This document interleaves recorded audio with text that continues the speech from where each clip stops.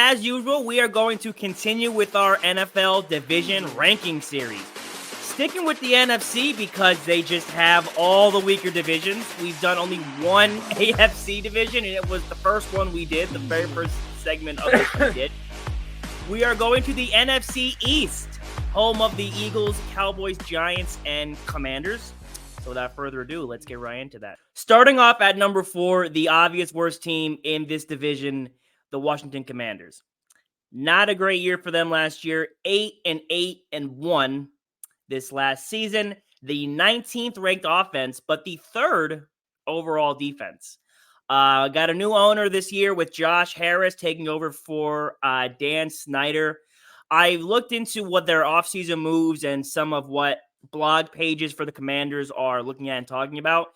And the consensus is that they improved their O-line and they improved their defense, but they didn't really need those improvements to begin with. Like the places that mattered, they didn't get any better at. Sam Howell is, I guess, right now the starter for the coming season, but Jacoby Brissett is looking to get some reps soon here in training camp and get up with the starters. So it's Howell's job to lose, but Brissett still having an opportunity to get that job. So, Steve, like I said, I just think they improved in the wrong areas, and I don't see much of a change for this team in this new season.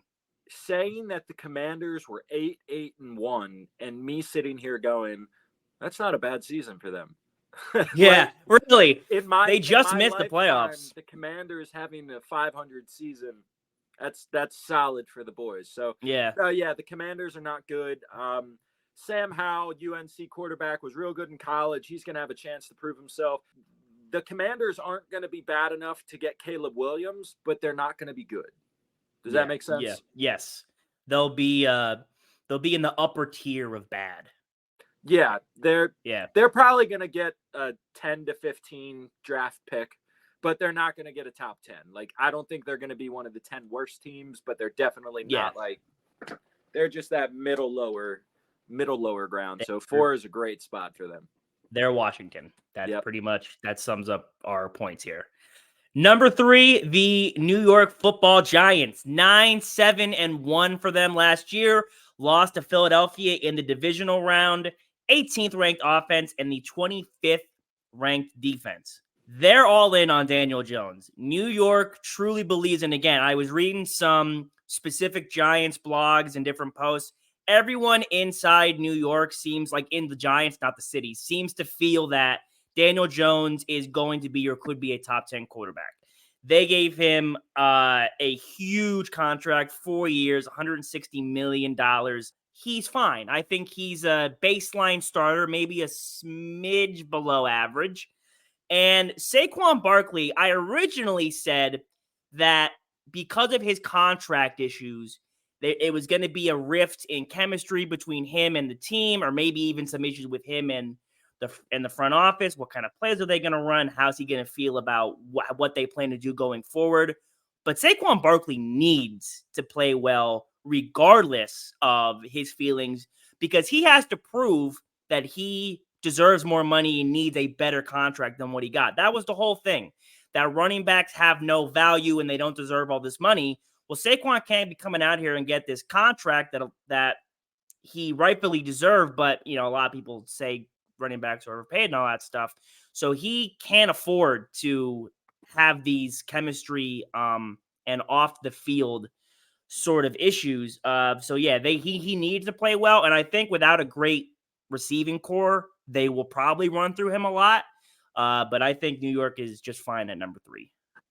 Yeah, New York, when they drafted Saquon, he was supposed to change that franchise around, and he had an incredible rookie year. I will not take anything from his rookie year. Like, he almost broke Eric Dickerson's rookie record for yards from scrimmage in a rookie season. So, Saquon last year had a great year, but he needs to have consecutive good years in order to do what, Daniel Jones, when Saquon plays well, it takes a lot of pressure off Daniel Jones. So when Saquon's playing well, Daniel Jones is playing well. So, but the Giants, once again, they're not better than the other 2 teams in the division, and they might be a sneaky wild card spot, maybe.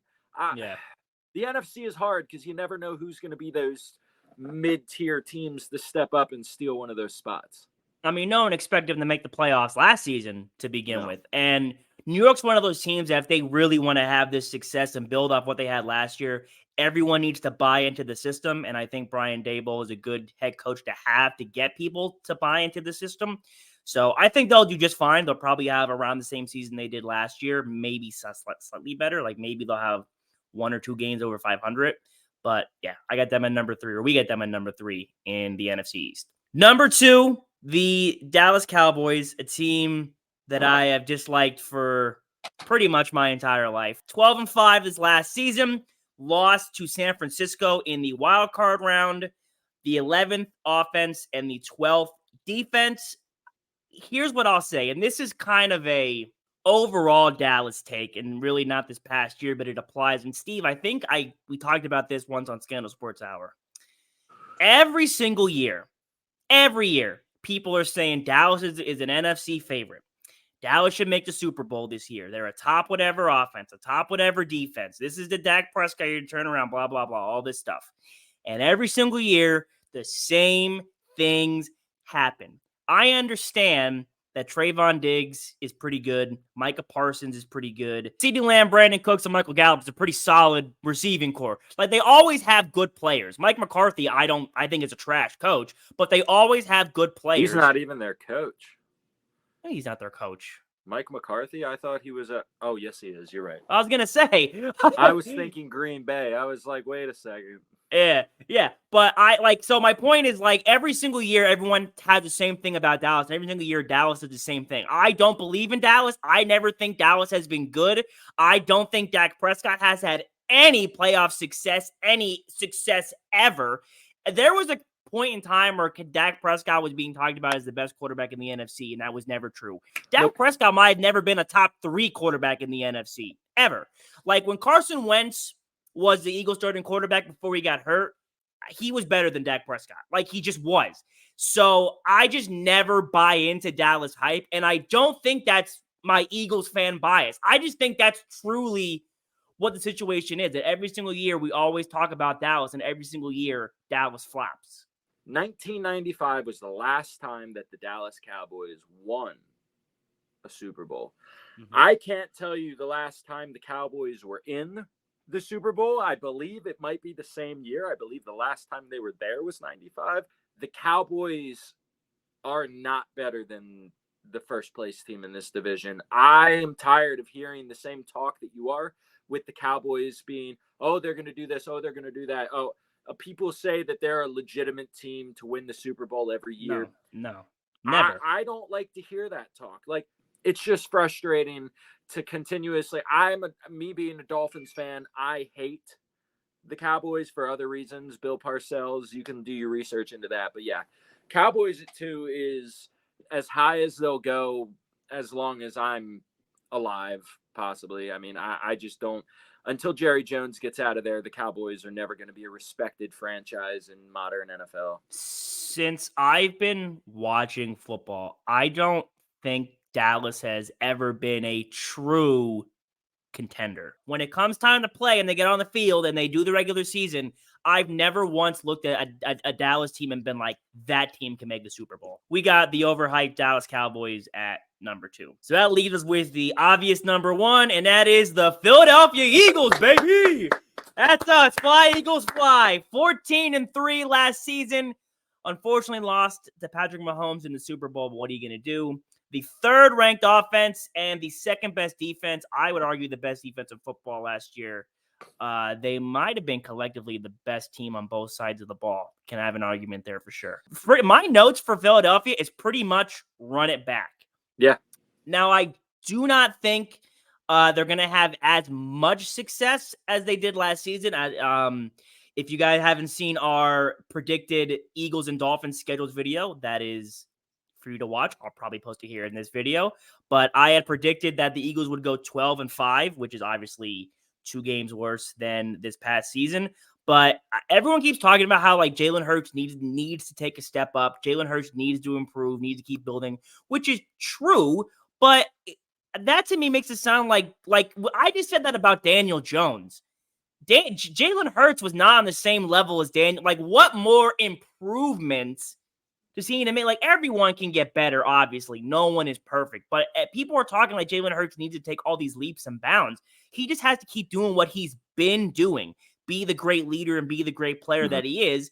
Now, the Eagles did lose both their coordinators in Steichen and Gannon. So we'll see how that affects the team. But yeah, my notes for Philadelphia is just pretty much run it back and do what they just did. They made no huge offseason adjustments besides bringing on DeAndre Swift. So yeah, just keep doing what they've been doing. The only big offseason additions that they made was on draft night when they drafted half of Georgia's damn defense. I mean, I think that Philly actually got a lot better. Most people, and not us because we're the sound, but most people focus on the big names, right? The Eagles added talented depth to multiple positions in their defense in this draft. Yeah. And the names that they got are all guys who have played together. They have already meshed. So, and they did similar. They got a guy or two in last year's draft from Georgia too. So it's when you start to look at what Philly's doing on their defense, building this young, tough defense, you might not see this impact directly this season, but in 2 or 3 seasons, when these guys are in their second or third year in the league, and Philly's got that defense, all of those studs, that's what Philly. So I think they got exponentially better just from a young talent standpoint this offseason. This is the second year in a row they've killed the draft. So I think the Eagles are the best team in the NFC. I think Jalen Hurts is the top 3 quarterback, and you'll never hear me say anything less than that. And the only way they got maybe a little worse is they lost Miles Sanders, but they still added DeAndre Swift. So how much worse did you get in the running back really position? So I think that if anything, the Eagles did make a small improvement.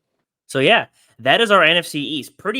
I'm 99.9% sure this is the same exact. Actually, no, it is. This is the same exact order that it was this last season. So coming in at number 1, we got the Philadelphia Eagles. Number 2, the Dallas Cowboys. Number 3, the New York Giants, and number 4, the Washington Commanders.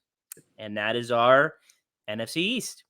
I feel like I say it every time, but we kill these segments. We are just rolling through. Listen to the sound. I listen to the sound.